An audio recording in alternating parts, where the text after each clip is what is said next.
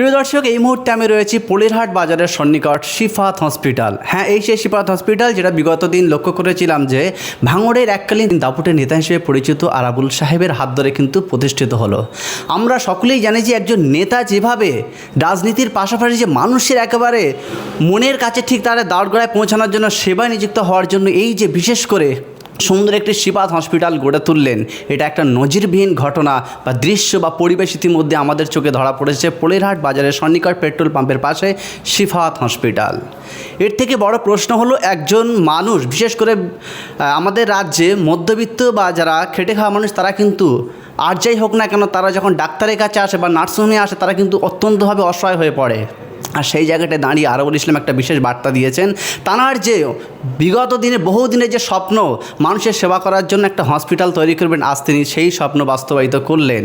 আর তাঁর বার্তা এটাই যে তিনি আর যাই হোক না কেন সেই দুস্থ গরিব মানুষ, মধ্যবিত্ত মানুষের জীবন আকাতারে যেতে দেবেন না। এবং তিনি বলেছেন সাধ্যমতো চেষ্টা করবেন অন্যান্য জায়গায় বা বিশেষ করে অন্যান্য নার্সিংহোমে যেখানে টাকার খেলা হয়, সেই জায়গাটায় মানুষ যখন অসহায় হয়ে পড়ে, সেই জায়গাটায় দাঁড়িয়ে আরাবুল ইসলাম বিশেষ একটা বার্তা দিয়েছেন। তিনি কী বার্তা দিয়েছেন দেখাবো আপনাদের প্রিয় চ্যানেল জনবার্তা টিভির ছকছকে সাদা পর্দায়। অনেকেই তো দেখেছেন আপনারা, কাগজে পত্র পত্রিকায় মিডিয়ায় আপনারা নিজেরা অনেক সময় বলেন যে নার্সিংহোম হয়ে উঠেছে একটা বড় লোকের আখড়া। কিন্তু আমি দেখতে চাই যে বড় লোক নয়, এখানে গরিবের হয়ে আমি কাজ করতে চাই, মানুষের হয়ে কাজ করতে চাই। ভাঙড়ের মানুষ, ভাঙড়, হাড়োয়া, রাজারহাট, নিউ টাউনের মানুষের পাশে থেকে আমি কাজ করতে চাই। কালকে আমরা দেখেছি আমার প্রায় 400-র মতন ডাক্তাররা এসেছে। প্রায় আমি 500-র মতন কার্ড দিয়েছিলাম, 400 কতজন এসেছে। তা কাল এত বৃষ্টি, আপনারা দেখেছেন, ঝড় বৃষ্টি মাথায় করে মানুষ এসছে, ডাক্তাররা এসছে পরিষেবা দেওয়ার জন্যে। প্রচুর মানুষ এখানে এসেছে। তাই আমি মনে করি যে আজকে পলিরহাটের মতো জায়গায়, নওবাদ মৌজায় একেবারে রাস্তার উপরে শিফাত হসপিটাল। তাই আমি সবার কাছে আবেদন রাখবো, ভাঙড়ের মানুষের কাছে যেমন, ক্যানিংয়ের মানুষের কাছে, হাড়োয়ার মানুষের কাছে, আমার রাজারহাট নিউ টাউনের মানুষের কাছে আমার আবেদন থাকবে যে সুবিধে যারাই মনে কিছু না করে আপনারা চলে আসবেন। মানুষ বিপদে না পড়লে স্বাস্থ্য পরিষেবা বা স্বাস্থ্য কেন্দ্র মানুষ যায় না। তাই আপনারা দয়া করে, আপনাদের কাছে আমাদের অনুরোধ থাকবে, স্বাস্থ্য পরিষেবার জন্যে সবাই আপনারা আসতে পারেন। আমি এই পরিষেবাটা আমি প্রতিটা মানুষের একেবারে অন্তরের কাছে পৌঁছে দিতে চাই। মানুষ জানুক যে না, শিফাত হসপিটালের মানুষ, এই শিফাত হসপিটালের যারা দায়িত্ব কর্মকর্তা, তারা মানুষের জন্য পরিষেবা দেওয়ার জন্য বসে আছে। তাই আমি বলুন, সরকারি যে আয়ুষ্মান ভারত বা স্বাস্থ্যসাথী কার্ড, সেগুলো কি এখানে সমস্তটা পরিষেবা পাবে। আপনারা জানেন, যখন যেদিন সরকার ঘোষণা করে যে আয়ুষ্মান ভারত স্বাস্থ্যসাথী, আমরা প্রথম দিনই আয়ুষ্মান ভারতের আমরা অ্যাপ্লাই করেছিলাম, আমরা অনুমোদন পেয়েছি। আমরা গতকাল থেকে যখন মুখ্যমন্ত্রী নিজে ঘোষণা করেছেন যে আয়ুষ্মান ভারতে প্রায় 2 লক্ষ মানুষ তারা সুবিধে পেয়েছে আজ প্রথম দিন থেকে, তা আমরাও প্রথম দিন আমরা পেয়েছি। আমাদের উদ্বোধনও 17 তারিখে হয়েছে, আমরা সেখান থেকে আয়ুষ্মান ভারত পেয়েছি। আমাদের প্রচুর রুগী লাইনে আছে, রুগীরা।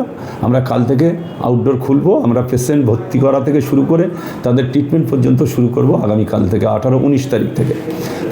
তাই আপনাদের বলতে চাই যে আয়ুষ্মান ভারত কেন, সরকারি যেসব সুযোগ সুবিধা আছে প্রতিটা ক্ষেত্রে, প্রতিটা সময়, প্রতিটাভাবে তারা এই নার্সিংহোমের সমস্ত সুযোগ সুবিধা পাবে।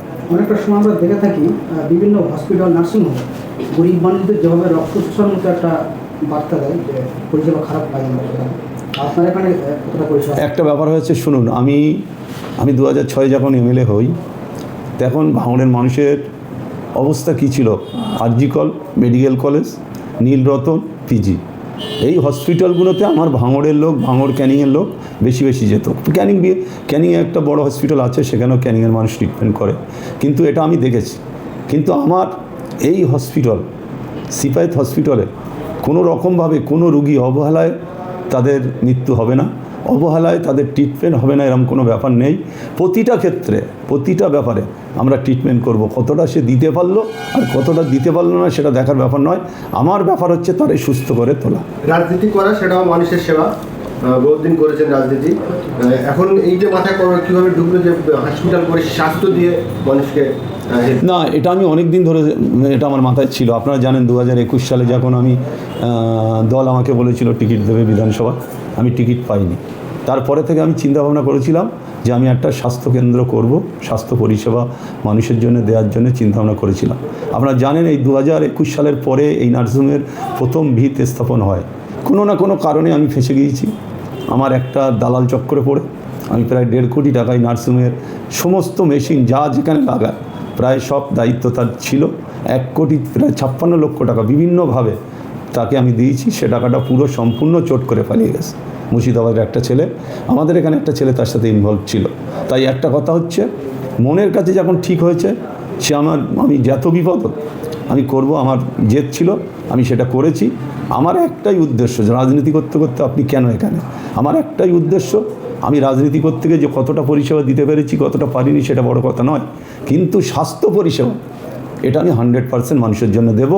আর স্বাস্থ্য পরিষেবার জন্যে যতটুকু টাইম কাটাতে হয় আমি কাটাবো। না, আপনি কি রাজনীতি থেকে পাকাপাকিভাবে সন্ন্যাস নিয়ে নিলেন?